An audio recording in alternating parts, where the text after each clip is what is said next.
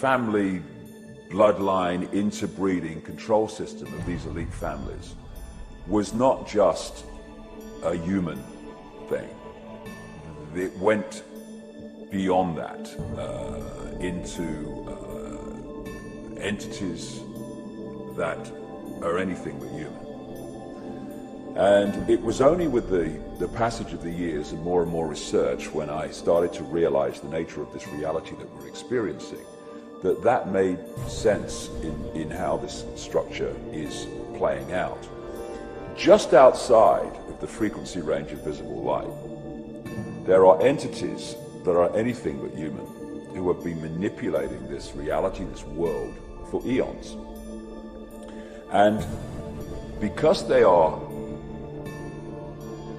working on, operating on a frequency that's different to ours, they have to manipulate our world through conduits, and interfaces.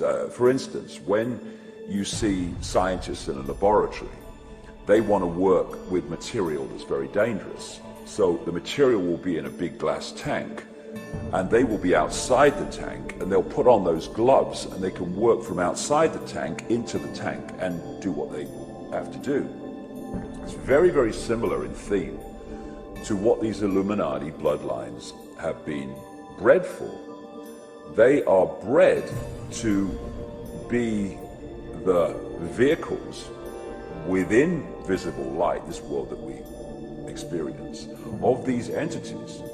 And if you go back and you look at religious, the accounts of the ancients, these entities, which go under different names, some people call them the serpent race, some people call them demonic.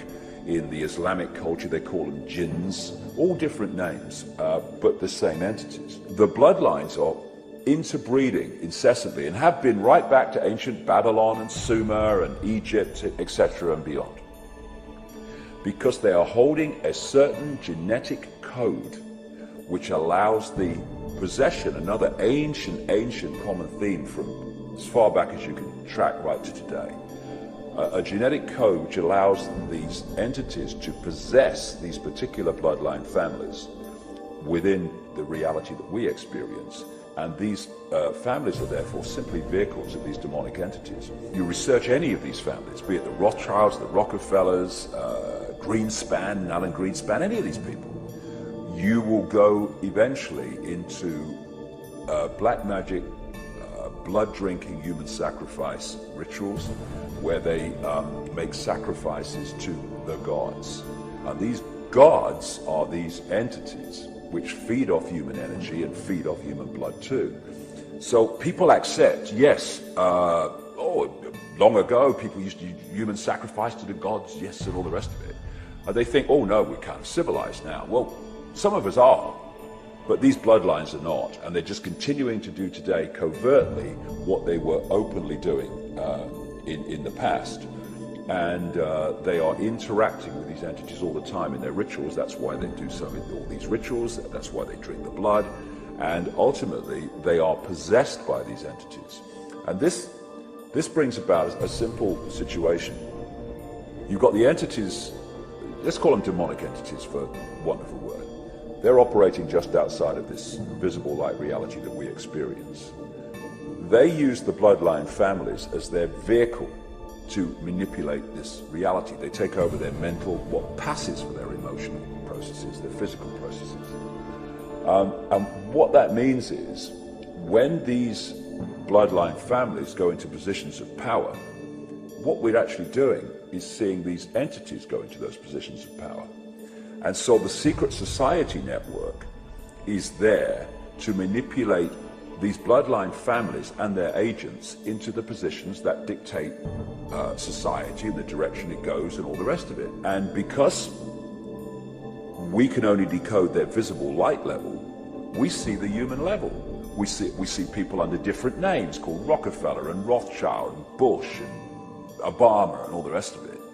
But if we could see beyond visible light just a little bit, and some people can, you would see overshadowing these people anything but a human entity.